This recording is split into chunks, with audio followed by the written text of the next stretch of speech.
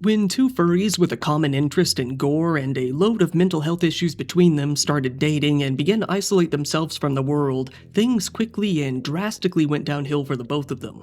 They started a business together making fursuits, a business that has now been tainted by their crimes and the knowledge of how they actually made the suits.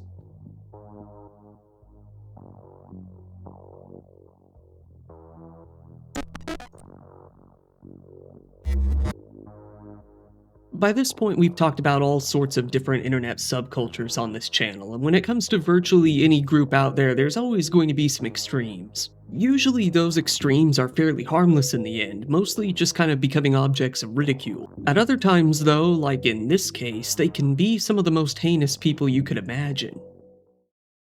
This is the story of two furries, Jacob Berkovitz and Tanya Dillard. At the time of this incident, Jacob was 24 years old while Tanya was 27. Jacob has been described as a mere furry fan, and it doesn't seem that he had that much of an online presence. On the other hand, Tanya had been very active online for years and years, especially within the furry community, where she had a number of different accounts under different names. Tanya had been active in the furry scene ever since she was a young teen, mainly having been interested in drawing the content. Tanya was a brony as well, posting pictures of her self-made pony characters from time to time. By the time Tanya was 20 years old, she even got into making fursuits herself. It appears that Jacob and Tanya came to start dating in or around 2019. The two were a match made in hell from the very start. The both of them had extensive mental health issues, and it appears from their posts that the two of them didn't really do anything to lift each other up. Quite the opposite, as it looks like all they did was exasperate the other's problems. Both of them seemed to go into mental breakdowns at exactly the same time. They both seemed to be dealing with the same types of trauma and would dwell on it together. Instead of finding a way out of it, they would bring each other down until the two of them were debating hospitalization. However, as we will come to find, some of these claims may have been an exaggeration at the least or an outright lie at the most. At times, the couple did seem to portray themselves as normal and happy. They would post pictures of their new apartment, their workshop, and their process in creating art. They would very often post pictures and videos of their dog, Castiel, usually gushing about how smart he was. Tanya would often post that Jacob and Castiel were the only things that kept her going in life. Tanya had started a business together with her ex-boyfriend, one that she called Lockjaw Arts. After breaking up with her ex, she decided that she would continue this business with Jacob. Working out of Las Vegas, the two of them collaborated together in making both furry-related art and fursuits.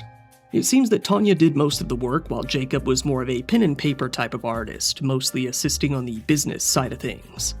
They chose the name Lockjaw due to Tanya claiming to suffer from TMJ herself. While it appears that Tanya had a job at Target at some point going off of their social media posts, they began to focus on this venture entirely. On her website, Tanya stated that she owned 2 dogs and a ferret. She listed her interest as healthy food, animals, gothic anything, ravens, and notably gore. Lockjaw, however, was not a fine-oiled machine. The business was a complete disaster, and that mainly came down to the fact that most of their fursuits were finished far beyond schedule or weren't even finished at all. With the delays and undelivered promises came a constant, never-ending mountain of excuses on their official business accounts.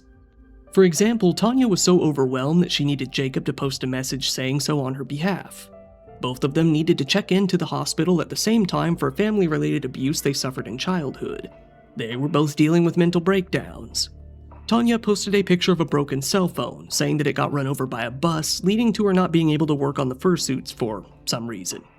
They were being bothered by a landlord that they called a slumlord, putting them in an unspecified, dangerous living situation that kept them too distracted from work.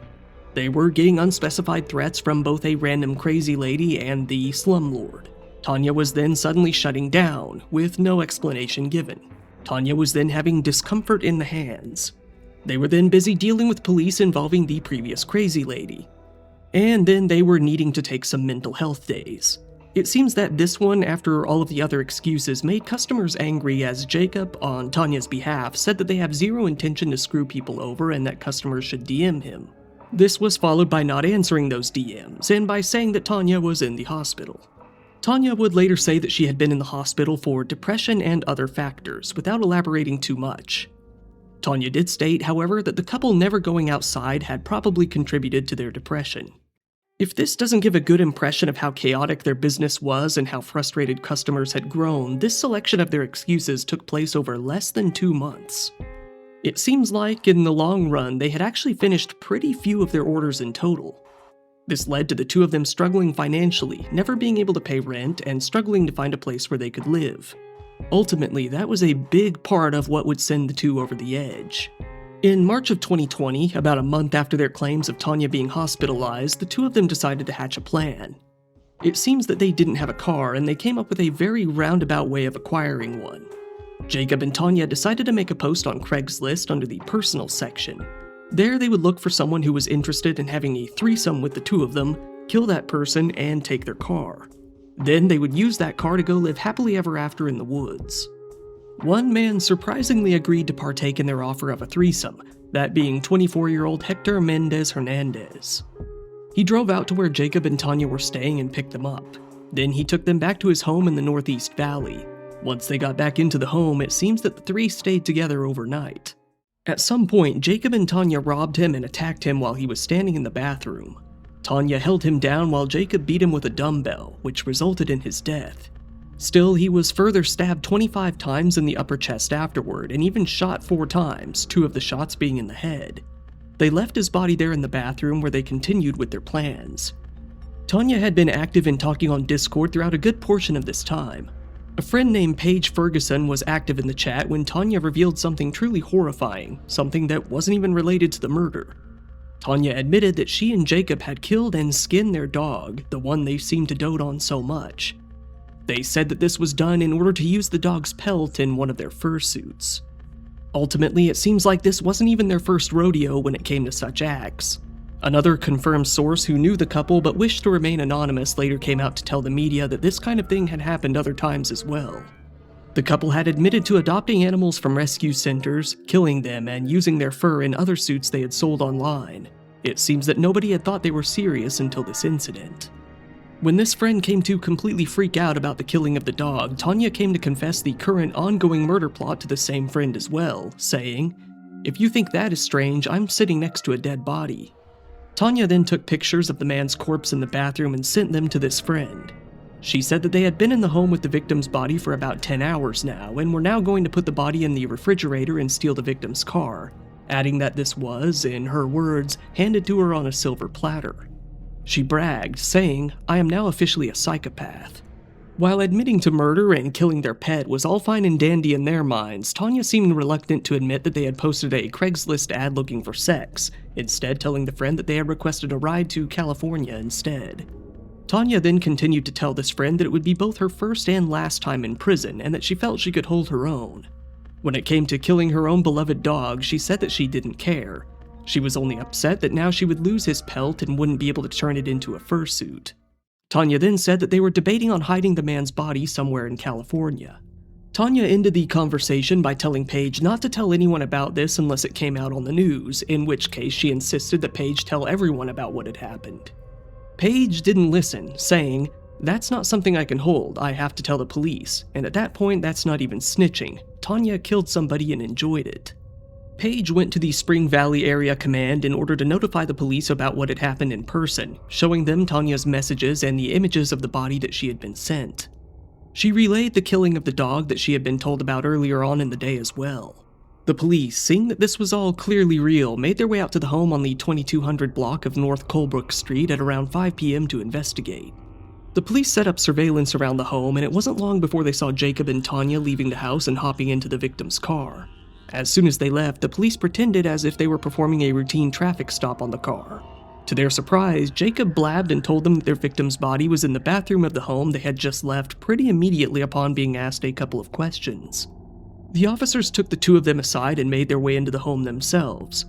There they found the victim's body in the bathroom just as it was said to be. At first, Jacob said that he was very upset the victim had tried to kiss Tanya, which led to the murder, acting as if that would be a justifiable reason for him beating him to death in his bathroom.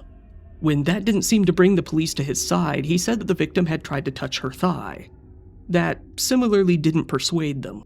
Jacob continued to maintain that he had beaten, stabbed, and shot the man in retaliation for touching Tanya's leg. He admitted that the man was completely unarmed, though. When realizing that this wasn't a good look, he said that the victim had punched him, leading to him shooting himself in self-defense with a gun that Tanya had bought from a pawn shop. However, it wasn't too long before the couple actually started admitting to everything honestly. Tanya fully admitted that the whole thing was pre-planned. She told the police how they had created the Craigslist ad in order to lure the victim in with promises of sex so that they could kill him, steal his car, and go live in the woods together. She said that, once they had the victim alone at his home, Tanya distracted him while Jacob opened fire on him with a gun. Still, this wasn't completely honest, as the autopsy showed that the beating was the actual cause of death. Eventually, the police were able to get Tanya to admit that she didn't distract him. She had fully participated by holding him down. With all of that, Jacob and Tanya were taken to the Clark County Detention Center and held on numerous charges. They were looking at charges of murder with a deadly weapon, conspiracy to commit murder, robbery with a deadly weapon, and conspiracy to commit robbery. Their prospects were not looking good. Tanya, having recently decided to start going by the name Vincent and using male pronouns on Discord and Twitter, was irate at the fact that the news referred to her as Tanya Dillard.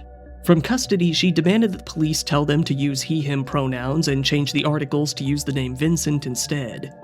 Many were confused as to why this was even a point of contention, as Tanya used all pronouns online, she, they, and he, and had gone by a myriad of different names all at once.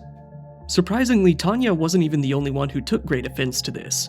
Paige Ferguson, the friend who Tanya had admitted the crimes to, came out in her defense as well.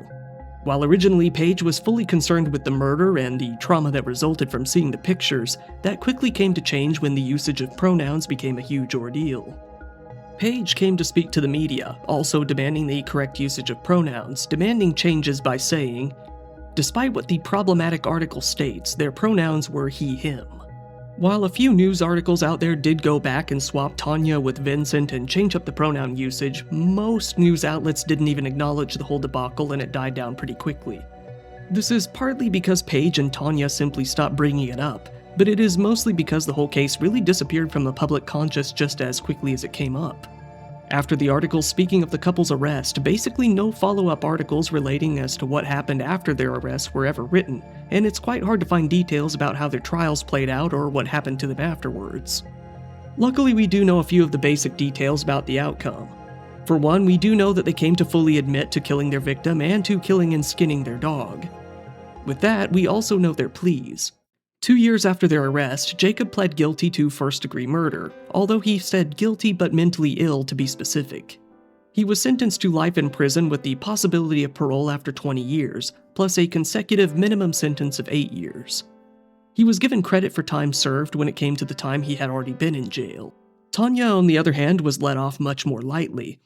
It isn't clear as to why exactly this was, but one can assume that it's because she held the victim down instead of delivering the killing blows. It's also possible that Tanya was able to bring receipts of much more serious mental health problems. Regardless, she pled guilty to charges of second-degree murder with a deadly weapon enhancement. She was sentenced to 37 years in prison. Tanya is currently serving her sentence at the Florence McClure Women's Correctional Center, while Jacob is serving his time at the Lovelock Correctional Center. Only time will tell when it comes to whether or not they will be released. These days, they're mainly remembered as the crazy couple of furries who used real animals to make their suits. Some people remember them in a sense of horror, while others see them as more of a joke. Most people see them as a good combination of both. Once again, thank you for watching my video. If you found it interesting, please give it a like, it really helps me out in the algorithm, and feel free to subscribe if you want to see more content like this. These days I have opened a merch store. There you can buy yourself some merchandise, like t-shirts and things like that you can buy. If you want, go ahead and follow me on social media. If you ever need to get a hold of me, or if anything happens to the channel, that's the best way to go about it. I also really appreciate when people subscribe to my Patreon. There you can get videos early, ad-free, and uncensored. Channel memberships are up too, and you can get most of the same benefits there as well. Once again, this has been your host Kyle. Thank you, and good night.